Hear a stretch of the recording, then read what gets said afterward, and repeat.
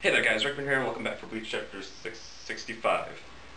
Only 5 away till 670 and I have something special planned for that. I'm not going to go any more into that, yeah. So it starts off where I did last time with it's kind of like a replay, like a page or two before the chapter ended, with Kisuke going Bankai. You see all the Bankai above him, he goes over, says his name, and Askin's just like, what exactly is that I'm looking at right now? I have no idea what that is.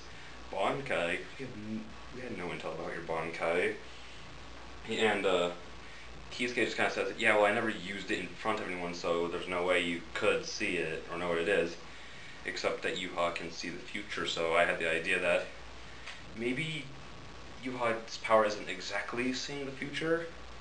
It's kind of like, well, technically, yes, it is, but he has to, know more about what it is to be able to see the future of it. Like, he knows a lot about Uryu, so he can, see his future. But at the same time, he doesn't know enough about Uryu, so he can't, see all the decisions he'd make. Like, he can see one possible outcome, but then he doesn't know enough about Uryu, so then he can't see all the possible ones. Hence why, when Uryu and Hashimoto are about to begin their battle, well, he had that moment of just, he was, worried because apparently he saw that he would lose the fight. So that's basically what I think. He needs, the more information he knows about something or someone, the more he can see of their future and, the more possible path that their lives will take. That's what I think, and that's why he doesn't, hasn't announced, each goes.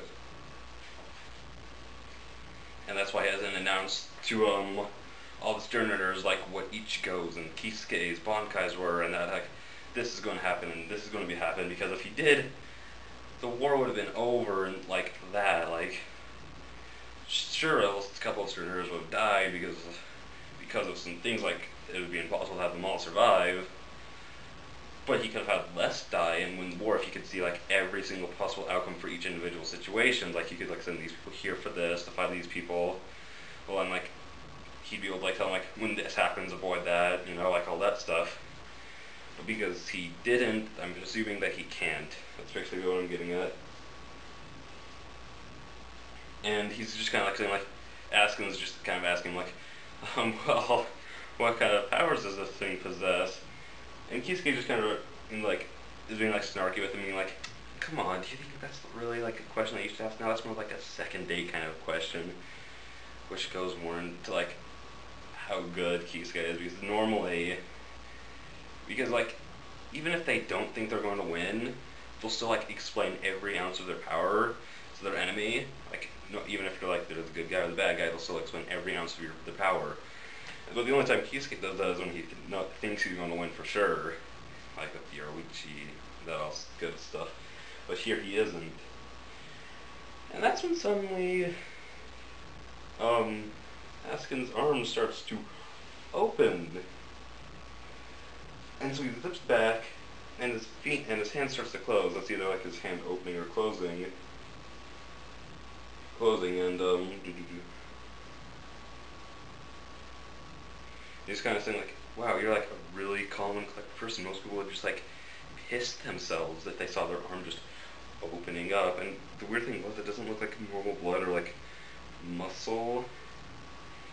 It's really weird. I can't describe it. I'll have the picture up, obviously, but it just looks so weird. And he just kind of starts talking, and Kisuke just kind of said, well, now you know that my Bankai has, a specific range, because when he got out of that range, his arm started closing back up.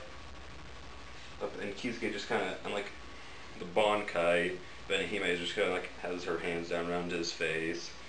Even, when he pulls it, and when she pulls it away, you see that Kisuke's face is just perfect, except for it's still bloodied, but his eye works now and he's all stitched up.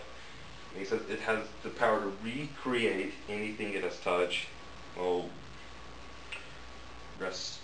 directure, just restore basically anything it touches. And now Kisuke's face is all stitched up, which made me think back to something that happened way long ago, back when Maori brought out all the zombies, all the Iran car guys, because they were all stitched up from where they had been probably just stabbed a bunch by the executioners.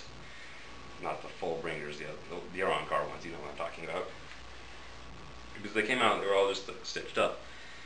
And Urahara was helping Mayora with the zombies. So all he really had to do was just use his Bankai and stitch them all back together. It's foreshadowing. Which makes you also be like, man, so he just didn't pull this power out of nowhere just to beat Askin. Because, you know, well, it really isn't just to beat Askin, because it's not like specifically meant to counter him. Like someone else's Shikai. So Kisuke jumps past him and cuts him, turns and I have the same picture, and they hit blades. And then Askin's just kind of like, what, you can see? And he's like, oh yeah, I can see, my eyes fixed, can't you tell? Well, he's like, after all, they've been restructured as well. And that's when his arm starts coming apart, and then it fixes itself immediately. And then there's a giant explosion, which I don't know what the freak the opening his arm and stitching it back together was. Would that just be like, hey, look at what I can do, and then he just like stitches it back together and just punches him? What was the point of it? And he just like blows Askin. That was an accident. The force of the explosion like sends Askin like hurtling through the streets, and he's just like, no, anything but this. We cannot just have a fight with brute force, because, you know, like, these two people are not people who do that. They like fight using their brains. They don't beat each other. They just don't beat each other down. Because just like, even after like dragging you in here and saying it at your pace, you didn't even capitalize on that. Instead, we're dragging it out. He's just like, have you forgotten the Gift Ball Deluxe is an inescapable prison? And you can still like increase like the amount of pressure, like the amount of poison being put out to like hurt him even more. And Kisuke was just kind of like, oh no, before I was just like barely crawling around. If you do that anymore, I'll die. And Askin was just kind of like, do you really think I'm that stupid? And even if you were just crawling around on the ground, your bunk is not something I want to trifle with. And he's just like, yeah, you're right. But you did miss one thing. And that's when a huge thing of blood spurts out, and Askin's heart is in someone's hand. Oh.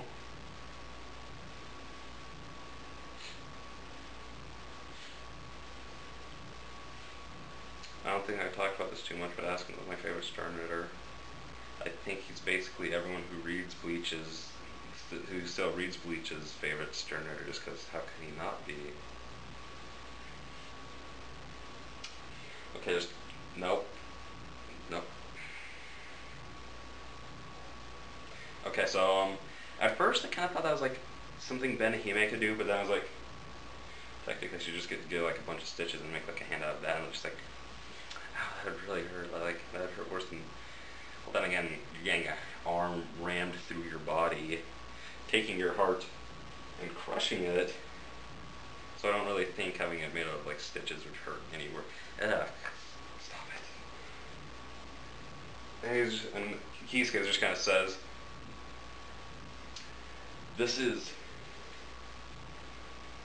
it's been on his mind the entire time that the gift ball is inescapable. That doesn't mean it's impenetrable. Things can still come in, they just can't get out. And so from the outside of the wall, due to the restructurability, he was able to find a path. He was able to create a path to infiltrate it. That's when it turns out that the person who stabbed him, like just, boom, called him was Grimjow in his resurrection. He's just kind of like, whatever, and just crushes the heart. So I guess it's kind of just like revenge for Grimjow for getting taken out in like 5 seconds.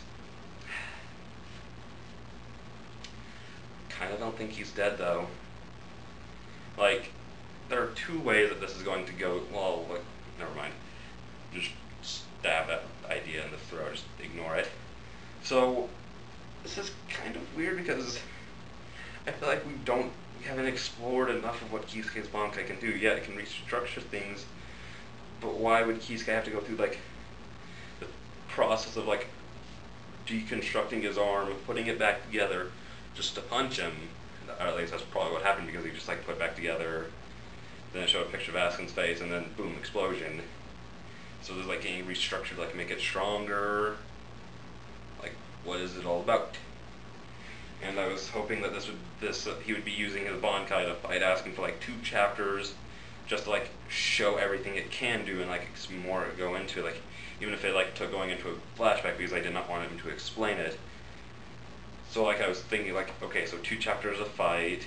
It was either going to be like 2 chapters of a fight, or 1 chapter for a fight and then 1 chapter of flashback to show off more of what it can do. And like when he discovered it, like showing him training, doing like the whole 3-day thing to get it.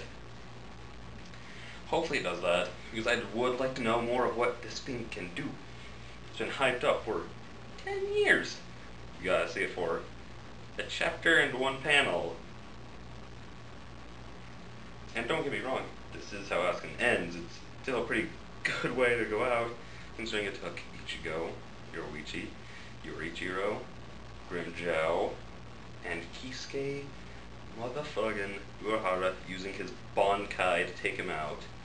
I mean, I don't really care that it wasn't his Bankai that beat him, but that's kind of the point of Kisuke. He's a smart guy. He like got him into the position, he got him close enough to the barrier for Grimmjow to get in, just boom. So yeah, I don't really care that this is how he's taken out. I just wanted to see more of what Kisuke could do. So if he is taken, because like with Askin, you never know. I mean, he got his like throat just completely just like slit open, like sort of just going straight through it, you know, just throat just like spilling out blood. He survived that, granted. Getting your heart torn out and crushed is a little bit more deadly than that, just a little bit, you know. But so he's either going to be dead, which if he is, we'll be holding the ceremony for Askin next chapter, like next week, before the chapter comes, like before we get into like the review of the chapter, we'll be doing that. Just because he's the greatest Turner ever. And if he isn't dead, then the only way I'd be okay with that is if we get like a more in-depth explanation of how it exactly works. That's the only way I'd be okay with Askin still being alive. Other than that, I do hope he's dead. I feel like this is a good way to go out. Yeah. Askin, you lived a good life. I kind of did like the Mockingjay thing, but instead of touching it to my lips, I touched it to my chest. Yeah. You lived a good life. Sad to see him go away. Well, then that's the end. See you guys next time.